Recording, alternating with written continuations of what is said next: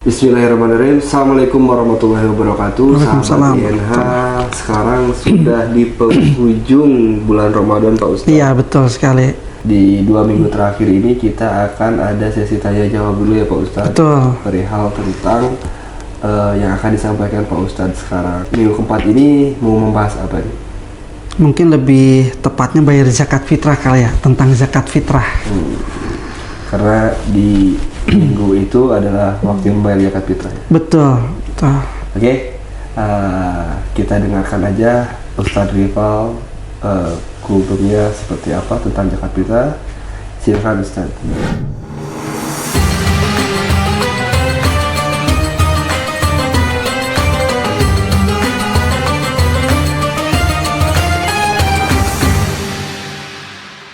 Assalamualaikum warahmatullahi wabarakatuh.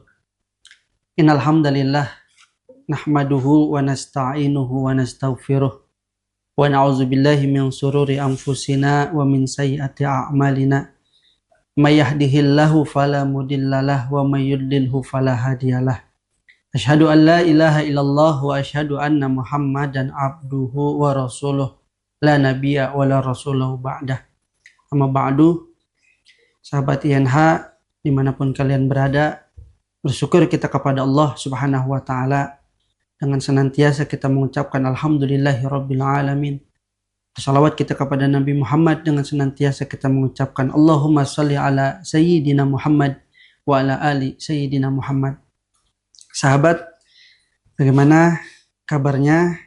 Mudah-mudahan senantiasa dalam lindungan Allah Subhanahu wa Ta'ala. Lalu bagaimana puasanya?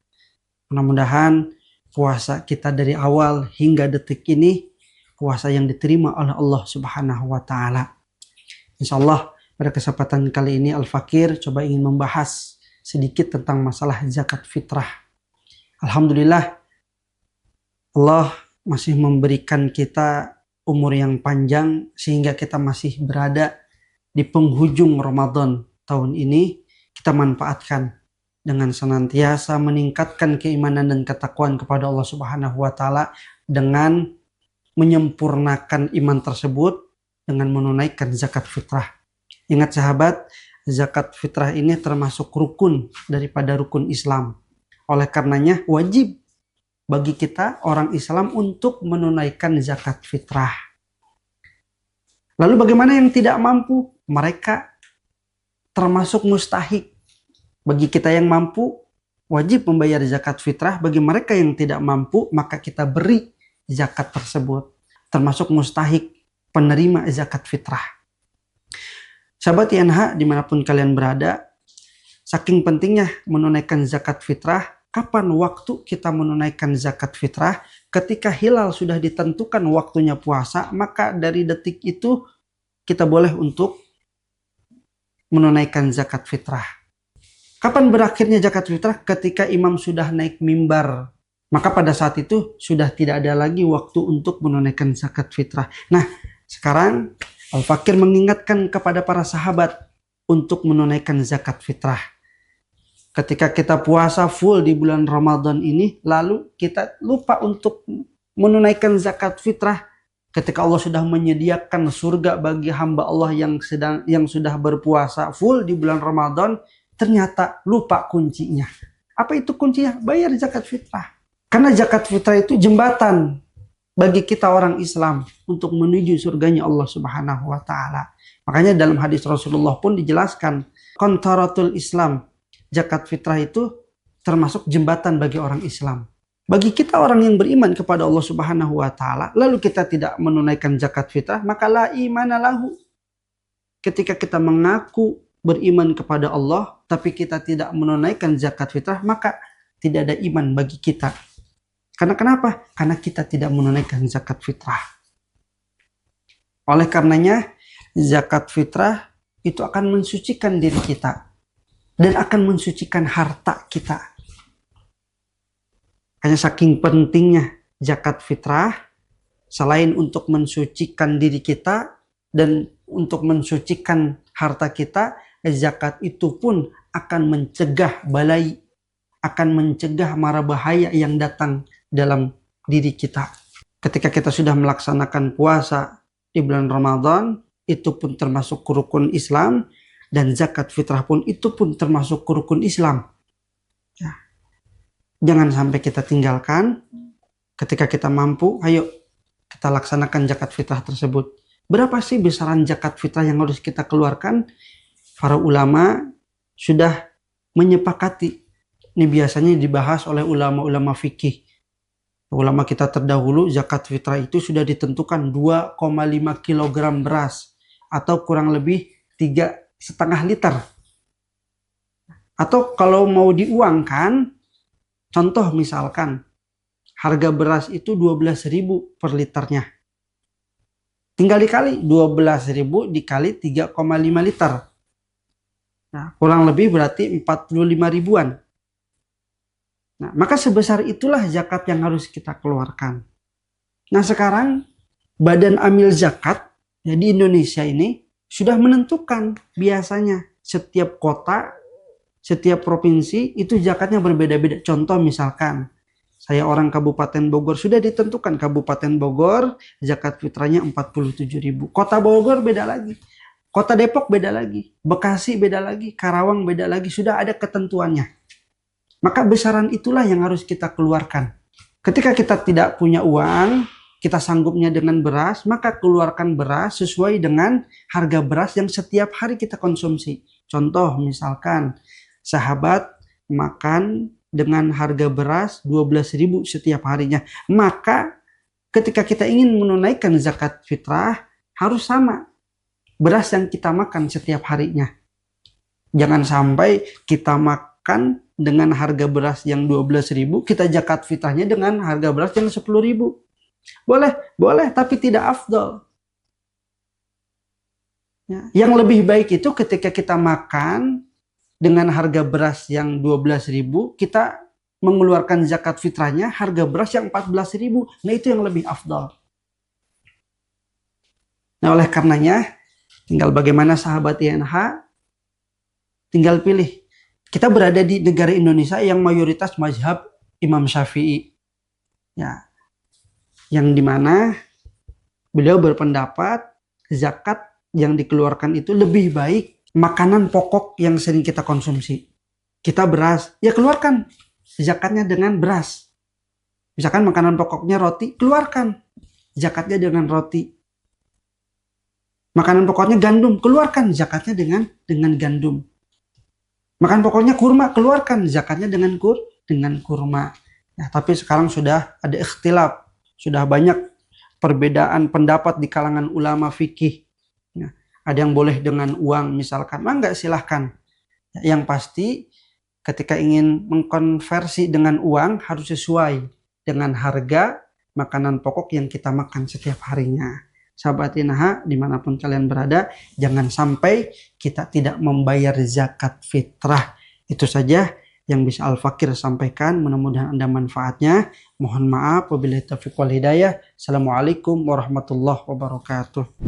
Nah, jadi begitu sahabat INH penjelasan tentang zakat fitrah. Nah. Seperti apa zakat fitrah, baiknya itu seperti apa.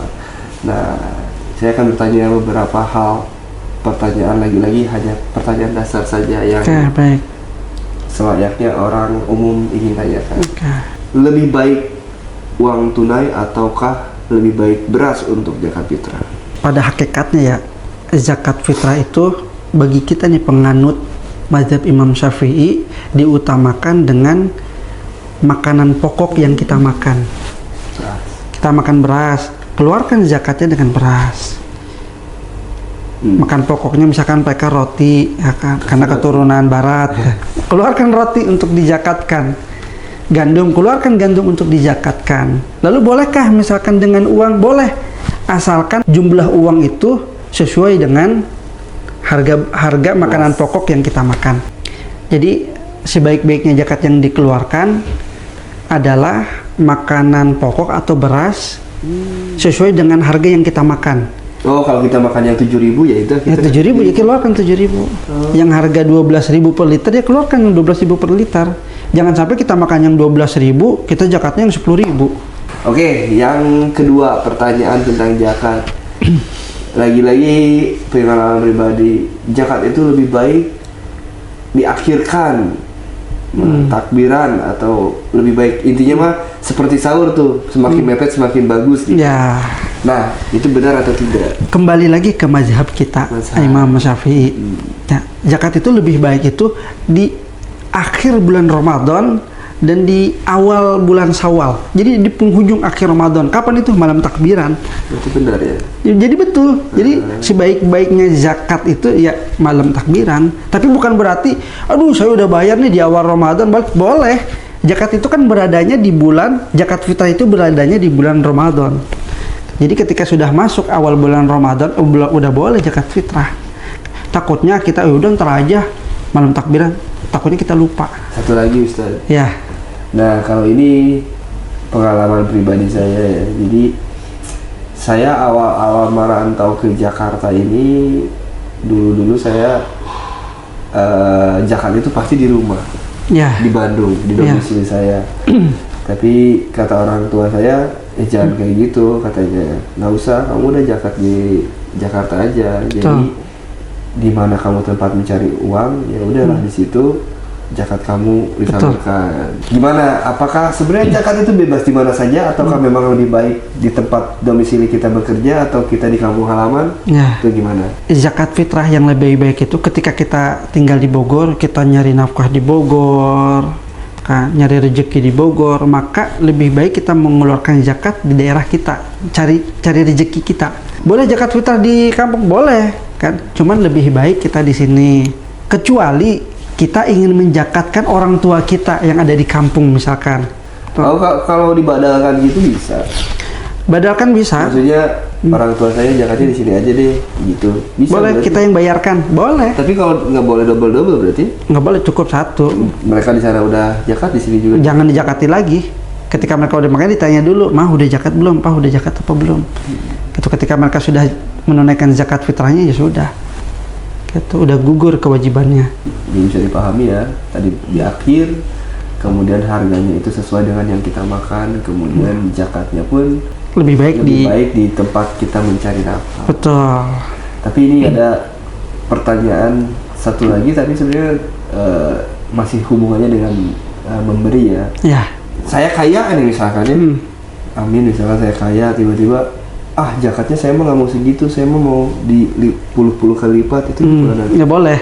Berarti selain mengeluarkan zakat fitrah, berarti mengeluarkan zakat mal. Zakat fitrah sudah ditentukan.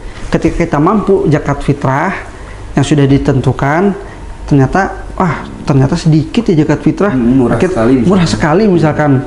Nah, karena kita mampu untuk memberikan lebih daripada itu, maka keluarkanlah zakat mal. Kita ada perhitungannya lagi. Ya, zakat mal atau zakat penghasilan. Ya. Harus zakat harta kita. Itu ada minimalnya juga, penghasilannya berapa. Betul. Maka keluarkanlah zakat tersebut. Itu tidak lain untuk mensucikan diri kita dan mensucikan harta kita. Di rezeki kita seberapapun pasti ada hak orang lain. Gitu. Betul. Kalau setiap bulan kita ingin mengeluarkan zakat, itu zakat penghasilan kita. Contoh misalkan gaji kita 2 juta, maka hak orang lain daripada gaji kita itu adalah 2,5%. Ya, berarti misalkan 1 juta 2,5%-nya berapa? 25.000. Berarti kalau 2 juta 50.000. Ketika kita kerja gaji 2 juta, maka keluarkan yang 50.000 itu. Kan 2 juta diambil 50.000 enggak kerasa sedikit. Udah setiap bulan keluarkan 50.000, itu bukan hak kita. 2,5%-nya kita sedekahkan. Ya, kita infakkan kepada orang yang lebih membutuhkan lagi. Santuni kepada anak yatim misalkan setiap bulan tuh rutin, insya Allah akan memberikan rezeki lebih kepada kita. Karena kenapa? Itu bukti rasa syukur kita kepada Allah. Nah kalau zakat mal itu, kalau selama 1 tahun kita punya harta mengendap, ya kalau misalkan emas itu kurang lebih 83 gram. Oh ada batasannya. Ada batasannya. Ya kan kalau dikonversi dengan rupiah ya kurang lebih. Ya berarti misalkan harga emas 1 juta berarti 83 juta. Kita punya harta, nggak berubah tuh harta selama 1 tahun 83 bahkan lebih, misalkan 100 juta. Nah itu udah harus dikeluarkan 2,5%-nya.